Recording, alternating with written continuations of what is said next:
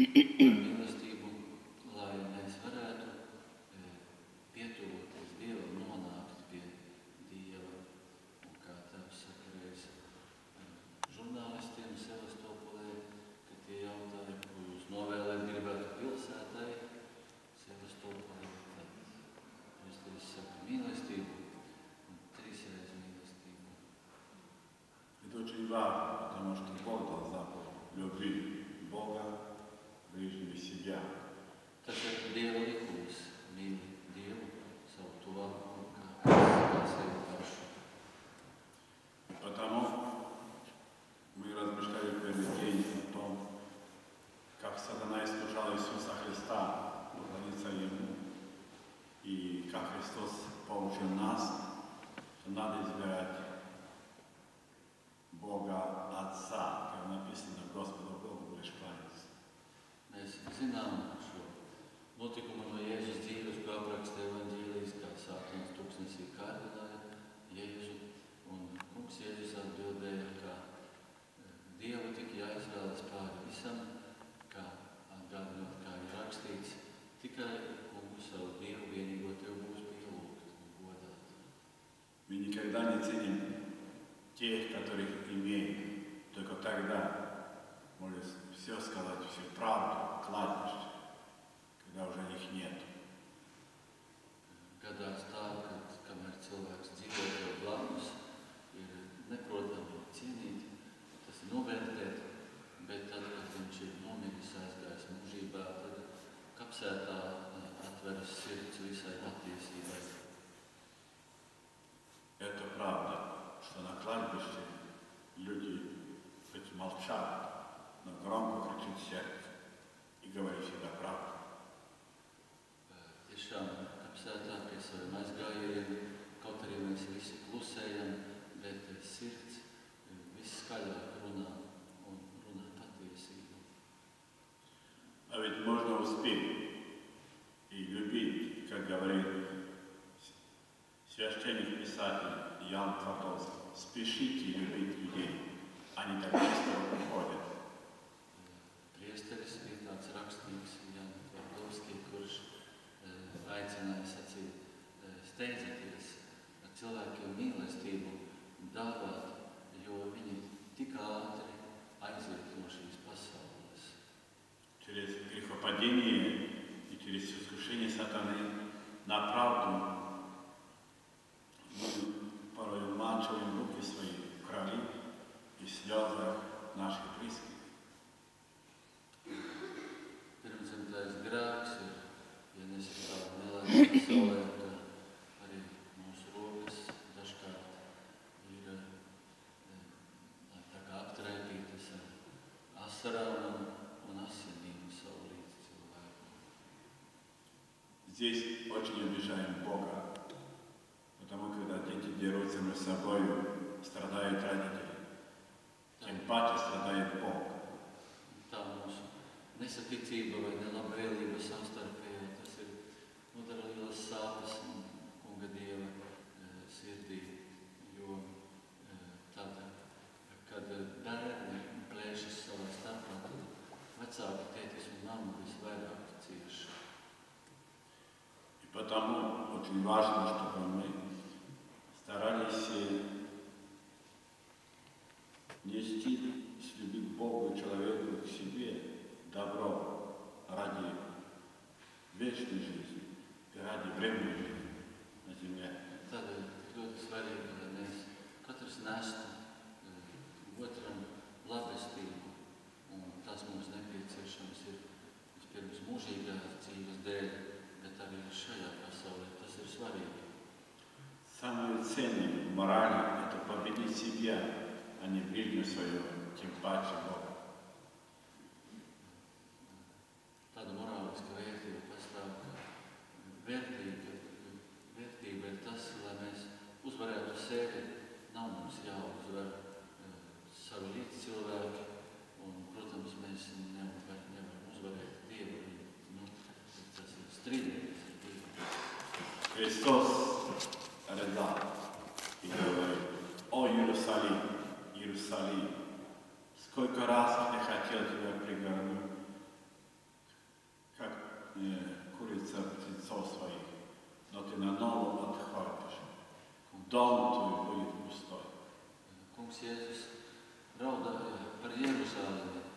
sacīdams Jeruzālēmē, Jeruzālēmē, cik daudz reizes es ilgojos tavus bērnus sapulcinātu zem saviem spārniem, kā putnas sapulcina cālēnus zem saviem spārniem, bet tu negribēji. Un tādēļ tavs nams tiks atstāts postā. Это стан души, дом твой будет пустой. Никому не нужен, сам себе не нужен. Tas ir kā dvēseles stāvoklis, kas tā kā tāds drauds, kas apdraud dvēseles stāvokli, kad cilvēks dzīvoja bez mīlestības, jūtas nevienam nevajadzīgs un arī pats jūt savas dzīves bezjēdzību. Одиночество очень тяжело переживать в жизни своей. Vienīgība ir ļoti sāpīgi paciest dzīvē. Я приехал к больной женщине около 80 лет, и она говорит мне: отец, я не могу порог переступить. Что я могу доброго сделать? Es reiz apmeklēju kādu slimnieci, gulošu viņai 80 gadi. Viņa saka, Tēvs, man vairs nav spēka pat par slieksni pārkāpt. Ko tad es vairs varu labu izdarīt? Я говорю, что вы страдаете, но еще как. Почему не пожертвуете за тех, которые эту ночь в этом городе умрут? Почему не пожертвуете страдания свои за врагов, за обиженных? Почему не пострадаете, не пожертвуете, как Христос жертвовал свое страдание на кресте, перепрашивая Отца и миловал нас всех? Говорит, они не знают, что делают. Прости им, Отец. Viņš saka, ka viņš deva tai sievietei padomu, saka, bet jums taču ir sāpes šais vecumdienās ciešanas jāriesina, tā ir. Un tad viņš saka, bet kādēļ jūs nevarētu šīs savas sāpes upurēt Dievam par grēciem atgriešanos, arī par tiem, kas jums varbūt pāri nodarījuši, par tiem, kuri šajā naktī nomirs šajā te mūsu pilsētā, un par ienaidniekiem saviem, kā par dvēseles dāvšanu, tā kā Jēzus mirstot krustā upurēja savas ciešanas arī par ļaundariem. Это действительно великое добро, если это делаем с любви, имеет великую ценность в глазах Бога, в глазах людей. И используем это, соберем заслуги, которые так будут нужны нашему действию на Божьему. Kad mēs savas ciešanas upurējam Dievam, tā ir nesakāma liela vērtība gan Dieva acīs, gan arī priekš mums pašiem mūžībai. Un pēdējās tiesas dienā mēs ieraudzīsim to nesakām lielo vērtību, ka būsim gribējuši savas tās ciešanas pārvērst par tādu mīlestības dāvanu Dievam. Это важно, очень важно, братья и сестры Христе, ничего не терять и переживать о спасении других. Бог будет переживать о спасении нашего. Tas ir ļoti svarīgi, lai mēs nepazaudētu. Mums ir tāda iespēja nepazaudēt neko no šajā dzīvē, pasaulē klātesošā, neko no tā, kas mūs piemeklē uz pasaules. Un kad ciešanas arī nav bezjēdzīgas un bezvērtīgas, bet tā ir liela vērtība, ko var upurēt Dievam. Святая Тереса, когда слышала, что кто-то умер без исповеди, бежала в храм, падала на колени, рыдала. Просила: Иисус, прошу тебя, не суди его, моего брата не суди, прости его, Иисус. Рыдала когда своего действительно брата или сестру.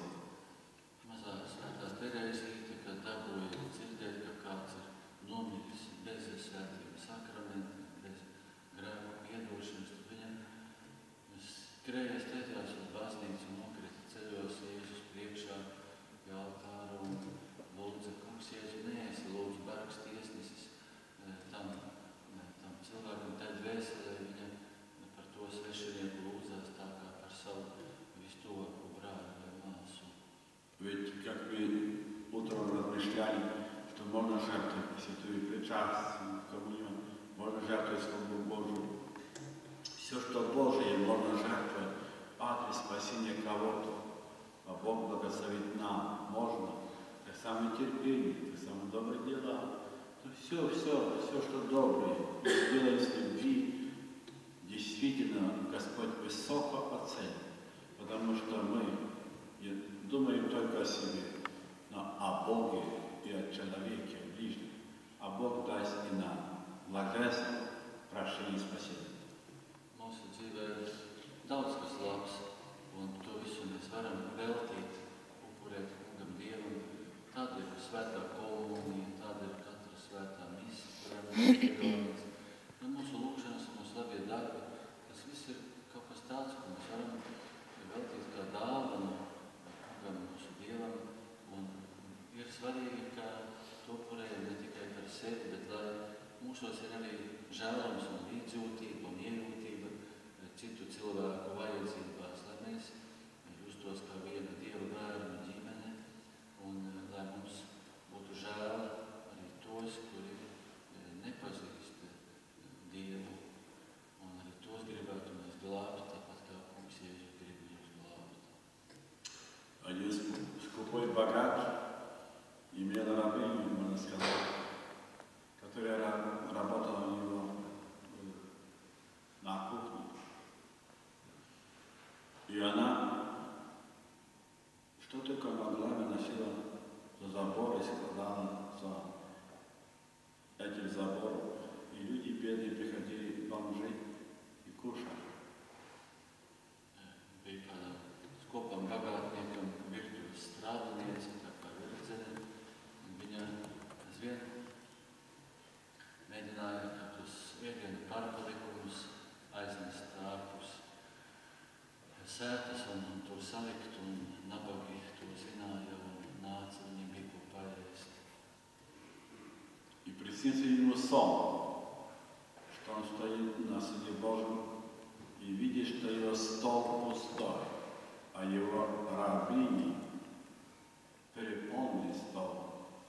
Там немножко молока, там одна котлета, там кусок хлеба, там немножко сыра, все понемножку, но переполнили стол. Tad viņam tam bagātniekam tāds sapnis parādījās, ka stāv viņš Dieva tiesas priekšā, un viņa galds ir pilnīgi tukšs, bet blakus viņa tās verdzenes galds ir ļoti pārbagāti klāts. No visa kā ir tā kā pa drusciņiem mazās porcijās, bet ļoti bagātīgi daudz.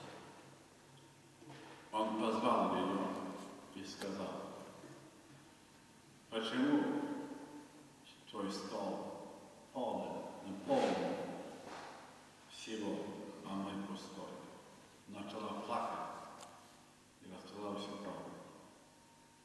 Tad tas saimnieks pasauc to savu kalponi, prasa, kāpēc tavs galds ir tik pilns un mans tik tukšs. Tad viņa raudot pastāstīja visu patiesību. То, что он давал ей домой, она делила своими детьми и заносила под плот, чтобы там бомжи имели что кушать. To ēdienu, ko viņš atļāva viņai nest uz mājām, viņa padalīja gan saviem bērniem, gan arī bezpajumtniekiem pie žoga. Простите меня, что я вам не сказал эту правду. Viņa saka, piedod to saimniekam, tev to nedarīju zinām. Тогда он сказал: теперь бери побольше, разноси же от меня. Может, Бог дай, что мой стол будет полный. Viņš saka, tagad ņem vairāk, arī manā vārdā no manis nes viņiem, lai tad Dievs dos, kā arī mans galds būs pilns. Надо стремиться, братья и сестры. Время уходит очень быстро, и мы должны что-то представить перед Богом, что нас оправдает на суде Божьем. Mūsu dzīves laiks aiztek ļoti ātri, un mums jācenšas ir kaut ko tādu padarīt, kas mums būs kā attaisnojums Dieva tiesas priekšā. Одна семья была православные, и с детства водили в храм одинокого сына, прислужили при батюшке, но потом школа, смеялись, унижали, и он отошел от церкви, больше не ходил. Bija kādā pareizticīgo ģimene dēls, kurš piekalpoja baznīcā priesteri, bet skolā tur viņu sāka smieties, tirgāties, un viņš atkāpās no baznīcas. Компания, пьянки, драки. Довело до того, что заболел отец, прединфарктное состояние. Viņš piedalījās dažādās kompānijās, iedzeršanās, kautini bija, un tēvs to tik ļoti pārdzīvoja, ka saslima ar infarktu. Отца привезли из больницы домой. Он в 2 часа ночи пришел, пьяный, шатаясь, и сказал до отца: ну что, твой Бог ничего тебе не помогает? Tēva vēl pievienoja no slimnīcas, bet tad dēls nāca iedzēries naktī 2 un saka tēvam, kā tavs Dievs tev palīdz. Мама проснулась, вышла и говорит: чего ты цепился отца? Отец ему сказал: сынок, я помираю, но я живой. Ты считаешь себя живым, но ты мертв.